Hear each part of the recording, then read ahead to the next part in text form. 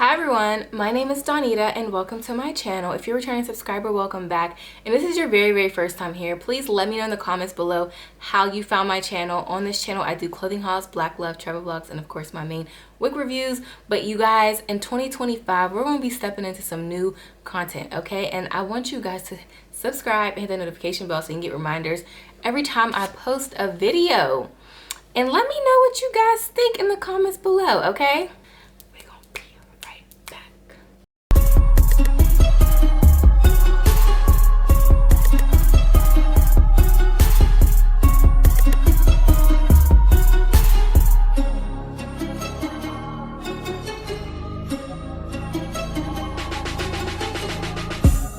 And welcome back.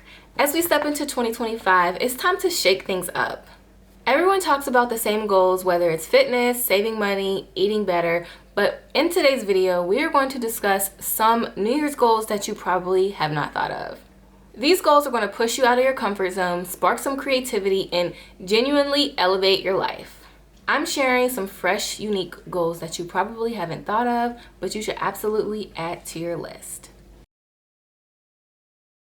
So let's talk about one of the most underrated yet most important goals that you should set for this year, and that is networking. Try to push yourself to network with someone at least once a month this upcoming year. Building connections is the key to unlocking opportunities, whether it's for your personal growth, your professional growth, or just building new friendships.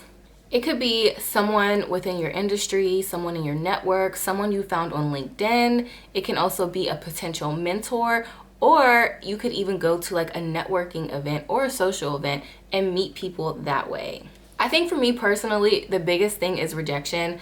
I sometimes have a fear of the rejection that comes along with networking, whether it's like I'm reaching out and I say, hey, I would love to grab lunch with you, or even do a Zoom call, because I feel like sometimes that's just easiest. And I have to understand that people are busy and they're trying to, fit things into their schedule, and I want to make it worth their while. So here are some tips on how to handle rejection. If someone doesn't respond, don't take it personally. Understand that people are busy, politely follow up, but know when to move on. That's the easiest way I can say it.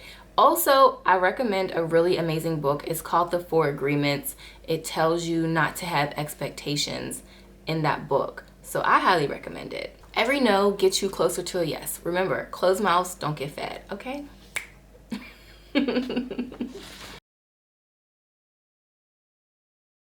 The second goal that I recommend is embracing mini retreats. So for me, I like to say maybe once a quarter, try to just have a self-care day. I'm not gonna lie, y'all, I've been implementing self-care days at least once a month, but if you're busy, if you're a parent, if you're a C-suite or VP level executive and you're just on the go, a workaholic, I try to say at least once a quarter, give yourself like a weekend, disconnect fully from like social media, your phone, family, whatever. Maybe you can plan like a solo day, go to the movies, treat yourself to lunch, if it's in your budget, maybe go away for a weekend. My friend likes to have mommy hiatuses, so she'll have like a staycation. She'll get a hotel, and that's close to where she lives. She'll get a hotel.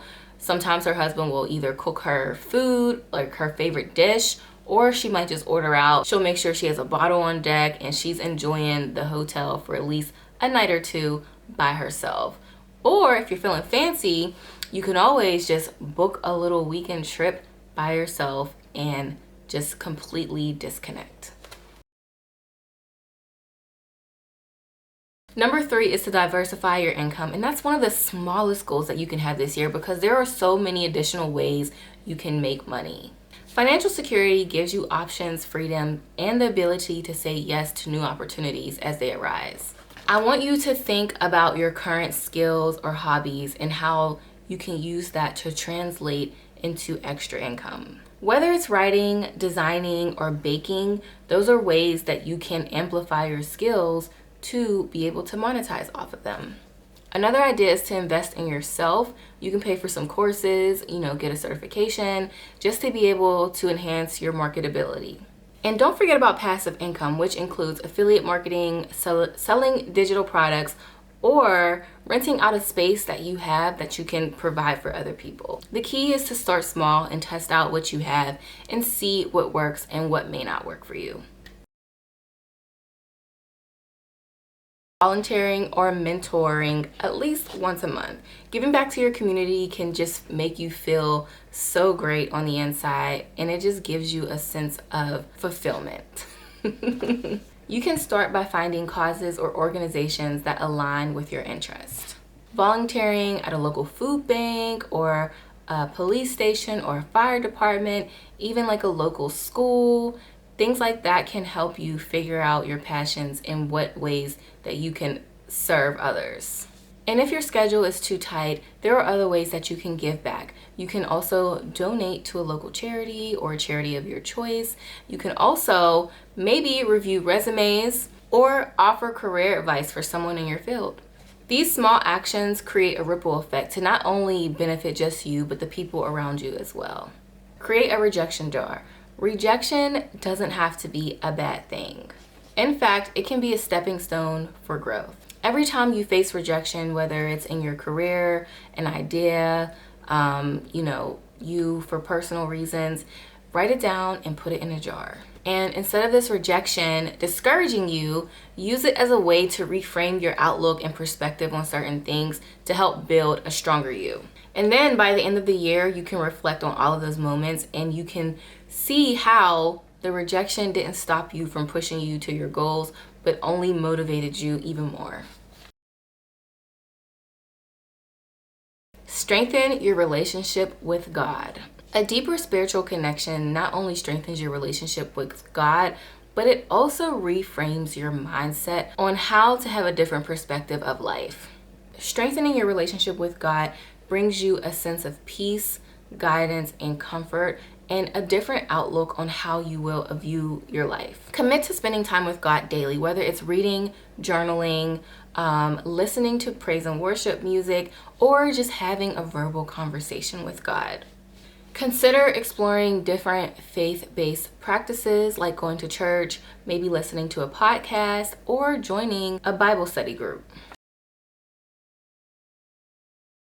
Strengthening the relationships you already have. This is just as important as building new relationships. We often focus on expanding our network so much that we forget to water and grow the relationships that we currently do have. Nurturing the connections that we already have with loved ones such as friends and family can provide a solid support system for you. So these bonds are irreplaceable, so when you invest in them, they enrich your life in many ways. You can start nurturing these relationships just by checking in on people, sending a simple text, email, or maybe even schedule a phone call or in-person date just to continue to foster these relationships. Whether it's with a child, a teenager, a college student, an elderly person, someone in your age group, a cousin, a mentor, someone you've looked up to your entire life. It's always great to foster those relationships with your loved ones. Sometimes a simple, "Hey, how are you?" goes a long way. Life doesn't always go as planned. There's going to be challenges, setbacks, rejections, glitches in the system, and is inevitable. But having a resilience ritual helps you bounce back stronger every time.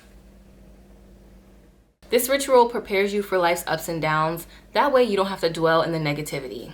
Start by creating a routine for when things don't go as planned. Acknowledging your emotions, giving yourself permission to feel, and then engaging your actions that allow you to restore that energy. Allow yourself to take a day off, write down some affirmations, listen to some Bible meditations or affirmations on YouTube, talk to a trusted mentor, just allow yourself to feel everything in that moment so the next day you can come back refreshed. Every setback is an opportunity to grow. Next up, we have saying yes to opportunities that scare you. I have a friend who wants a new career, and it's taken her a while to get out of her comfort zone to be able to look at her resume, apply for jobs, redo her resume, and seek the help that she's been looking for. Sometimes the best things in life comes from the opportunities that scare us the most. Saying yes to challenges pushes you out of your comfort zone, and that's where the real growth begins. Think about it. When was the last time you've actually been pushed out of your comfort zone? Whether it was traveling alone, or taking on the lead for a project, or participating at a speaking event, all of those things help build your confidence. And it's okay to have a fear. That just means you're stepping into uncharted territory. And last but not least, create joy through micro habits. Happiness isn't just about the big milestones. Cultivating joy through micro habits is yet one of the most rewarding things and simplest things to accomplish. You can start off small, even if it's just for 10 minutes in the morning. You can start off by listening to your favorite music, doing a stretch, whether it's like a bed yoga stretch. Sometimes I do that. One of the things that I have started doing is Pilates.